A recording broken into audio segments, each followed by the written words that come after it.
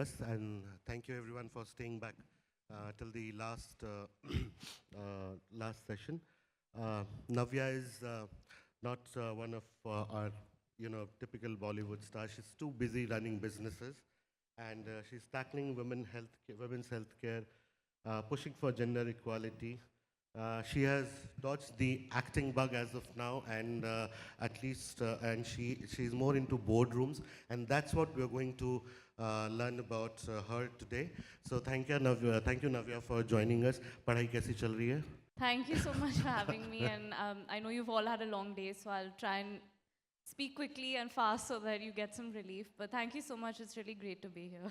Okay, मैंने पूछा पढ़ाई कैसी चल रही है आपकी? पढ़ाई अच्छी चल रही है. अभी क्लास है 8 बजे, तो आप मुझे जल्दी questions पूछ लीजिए, So नहीं तो just to tell you, professor से बात करना पड़ेगा. while she's doing her entrepreneurship, she's enrolled in IIM and doing a course to hone her skills. So hats off to you, because it takes a lot to be studying and working at the same time. I've tried it, it's too difficult, trust me. No, hats off to the other 140 students who are doing it with me as well, but it's been an incredible experience so far. Cool. Okay. So, you've often publicly acknowledged that, you come from a privileged background. How much do you think it helps you to push for the transformative sort of change that you want to bring about, especially in terms of gender equal world? Is that something you think is a blessing, and that's why you've been able to do that? I mean, you really start off with the tough questions, but yeah, I think I've always been very aware of where I come from, the opportunities I've been given, and also very aware of the fact that those are not opportunities given to most young women my age. The fact that I could graduate college at 21, start a business, start a foundation, did come from a fair amount of privilege, whether that was financial. I had the support of my family, and those are not realities for a lot of young women in India today. And I think that was one of the biggest reasons why I wanted to start Project Naveli, because through this 5-year journey of working in the foundation, I've met many young women with a lot of dreams, a lot of aspirations, and I think our main goal, our main aim always has been to enable them to achieve their dreams. And I was able to, live my dream, and I get to do it every day. And I think our main goal at the foundation really is to support them do the exact same thing. Great. So healthcare, legal awareness, and education. If, in your opinion, and in order of preference maybe, which of these do you think are the most crucial bottlenecks when it comes to women entrepreneurship? I mean, I think all, but one that I would definitely stress upon more is education. I think that's something that, and I mean education tying into employment. I think one of the biggest threats we see today in our workforce is technology, is AI, replacing a lot of human jobs, and more so women's jobs. And I think that what we do at the foundation is really prepare our cohorts for this 21st century workplace, which I think requires a lot of skills that I do believe women have ingrained in them. I think women make incredible leaders and incredible entrepreneurs. And I've always said this actually, that the greatest entrepreneurs that I know are the women at home. The women in our families, in our lives, our mothers, grandmothers who run a household probably better than anyone could run a company. And I think those are the skills that we need to utilize and bring into the workforce today, when I think women stand to gain from that a lot. I think AI really has kind of posed us with a very interesting situation where we no longer know whether we should work hand in hand with it, whether we're going to be replaced by it. And I think these skills that we talk about, soft skills, are of a lot more importance today than they have ever been before.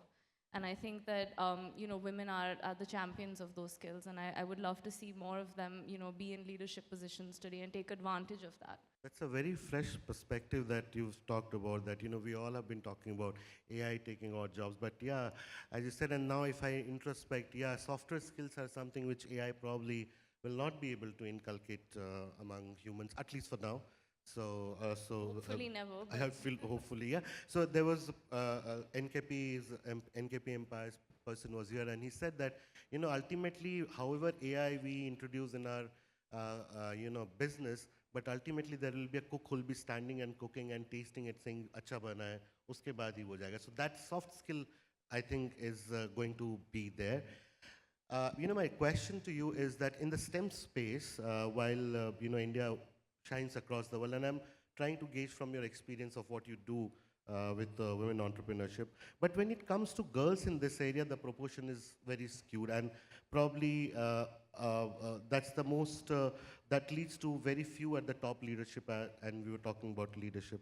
So, what could be a structural solution, do you think, and which you probably have done or have identified to overcome this problem? Yeah, I mean, I think we've made a lot of great progress. We had a lot of, women scientists send India to the moon last year. So I think that was an incredible achievement for us, not just as a country, but just even as women to see them. And I remember seeing a picture actually of all of them in their saris just after we had reached the moon. And I think that was an incredible visual for me to see.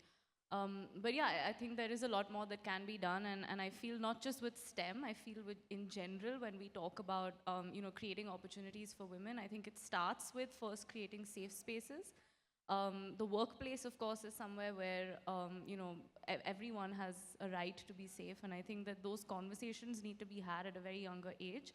I think that's something that should be brought into our education system. So if I had to advocate for any kind of policy or any kind of structural change, I would actually start that from a much younger age rather than tackling it straight at an employment level, but more at, say, the age group of 10 or 11, where we're really taught about what it means for what safe spaces mean when we talk about rights, whether we talk about body issues, where we talk about sexual health. I think these are conversations that really shape the way that we look at society as we grow older, and I think those are things that I believe should be ingrained in our education system for a very young age. Whether it's telling women at the age of 10 or 11 that STEM is a field that they can succeed in or excel in. I think that kind of support, that kind of encouragement at that age really speaks volumes when they're much older, and I think that enables them to not only aspire for a job in STEM fields, but also have the motivation and the desire to kind of actually join STEM. All right, thank you so much. I'll move to something else which I think at least I'm very interested and intrigued by, is that you have a very successful podcast, What the Hell Navya? And it's quite unique. First of all, the name. And then, how did this idea come, the name and the podcast and the content of it actually, which is more interesting as well. And as a podcaster, what have been your learnings? And I'm sure that as you would have tried a lot, failed, then again redid it, tried it. Tell us about your podcast journey. So this is something that I enjoy doing a lot, is the podcast. I'll tell you about the name after I talk about how it started, because that will explain where the name came from. For those of you who've seen the podcast, it's a tri-generational show. So it's with my mother and my grandmother, and it actually started during lockdown because we got a lot of time with each other, more than usual. And it was actually a time for me to really ask them certain questions or have certain conversations that I hadn't had with them before. And maybe even typically that you wouldn't really have in such casual settings, because I feel in families we tend to have the more serious conversations in more serious settings and try and make it into a bigger deal than it is. And I think the whole reasoning behind having this show on our couch, if you have seen it, it's supposed to be a living room conversation, is really to normalize a lot of these topics and themes that we otherwise consider stigmatized or taboo, or refrain from talking about it very openly. So the show really covers a range of these topics, from love and relationships to financial independence. We've spoken about sexual health, we've spoken about legal rights for women, and I really do feel that, or the goal or the desire with which we started the show, was to enable a lot of these conversations, not just in your living room, but also in school corridors, or whether it's over a cup of coffee. It doesn't always have to be on a platform like this where I address people about how important it is for women to have rights and legal safety and all of those things. I think these are conversations that should be had more often in more casual settings. That's when it becomes normal. That's when it becomes ingrained in our minds that these are important things to talk about. So that's really where the kind of desire to do this came from. And of course, both of them have had a very large influence in my life, both very strong, very vocal women, and I think have always encouraged me to do what I want to do, believe in what I want to believe in. And I think that a lot that I learned from them through the process of also doing this podcast. So very grateful for that opportunity. And the name, which is a little unusual, which is What the Hell Navya, really comes from the conversations we had. I think they found a lot of what I had to say, quite absurd or quite unusual. So their reaction to it would always be, what the hell, Navya? So we felt like it would be a fitting name for the show when we were thinking of one. Comes from your mother mostly, I think, Yes, yes? for Because those you're who've senior, seen right? Yeah. the show, it really does come from her because I think she's quite astonished at how I do things or kind of some of my opinions. So that's really where the name came from. So, I was going through your Instagram, saw something called Entreprenari, which you recently. Tell us about it a little.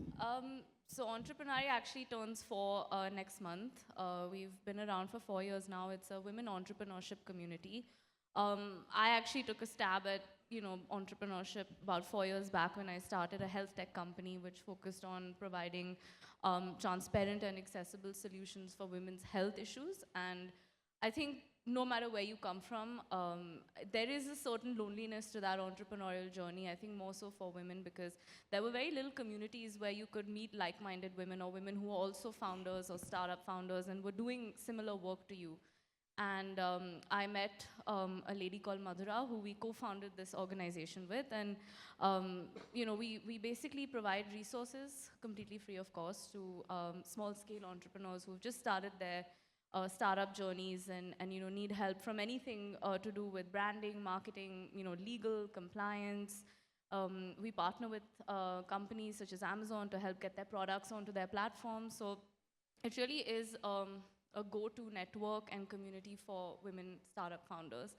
And we're very proud to have hit 27,000 women who are now part of the community and hoping to continue growing that number. I think it's always great to have more women in the startup ecosystem and have them share their solutions with the world. So that's really what we're here to support. And all these 27,000 are entrepreneurs. Yes. Okay. All right, Startup great. founders. Thanks. So with your permission, let me just check in the room if there are any questions from anyone, or else I'll continue with any questions, anyone? I can't. I think they're all tired at the end of the day. No, I'm not that. I think they've been waiting for your session to start, to be honest. And we have awards also, so some of them are award winners as well for the evening. Congratulations. Yes. So let me. If Navya is to launch a brand today, what would that look like?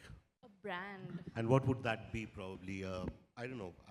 What kind of business would that be? I don't know about brand, but something that I've been playing around with for a while is, starting maybe some kind of think tank organization that collects data. And I say this because I read this very interesting book recently called Invisible Women, and it talked about how women are largely excluded from research and data. So if we talk about the temperature of the AC in this room, it's set to that particular level based on research and data collected only on men. So a lot of the things around us in the world are actually built to suit men more than women.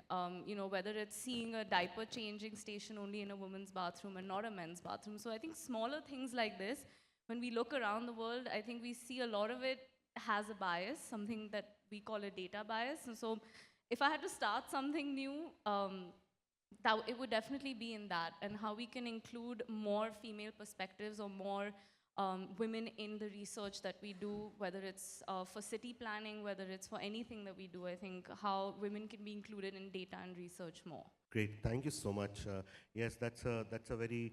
If we hit the highways, we all know that how difficult it is for women. So, and other places, of course. So, Navya, you could have chosen films.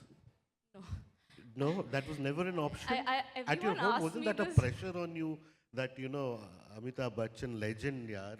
Come on. I mean, I think there was never pressure to follow a particular career path. And, whenever people ask me this question, which at this point now, I felt like after 5 years of being an entrepreneur, I might have proved that I don't want to be an actor, but, I still get asked that question. But I actually like to remind them that though I come from, of course, an entertainment background and the movie business on one side of my family, I actually have a very long legacy of business from the other side. My father, my grandfather, and my great-grandfather were industrialists, and I'm actually the 4th generation of my family to be working in the family business. So you know, I'd like to say that that's kind of the path that picked me and the path that I picked. That's something that excited me more. And I believe that you shouldn't do anything unless you're 100% passionate about it. And I think business and more so tractors is something that really excites me. So I think that's really the side of work that I favored more. But my brother is carrying forward the other side of the Other side, legacy yes. very well. So I think I'll leave that responsibility to him. Thank you. No, I mean, I really appreciate, and I think in your home, in your own business also, you are learning the basics, and then, you're trying to move up your way. So thank you so much. Final question. 50 years later, what would be Navya Naveli Nanda's legacy? That's a tough question to answer. I've just started my journey, and I mean, I don't know about what I would do 50 years later, but I think anything that I do, whether it's through the non-profit, whether it's through the family business, I would hope that it changes people's lives, especially women's lives. That's what I live to do. So I would hope that 50 years from now, we see a lot of changes in society that would hopefully stem from some of the programs that we've created. And I think that's definitely something I would hope and pray for. All right. Thank you so much, Navya, for joining us. And I'll read out something which she's written on her LinkedIn uh, profile, and it says, "Building a gender equal world through entrepreneurship and social activism." And I think you've been successfully doing that. Thank you and Thank you so congratulations, much. and continue doing that. Thank you. Everyone, a big round of applause for Navya.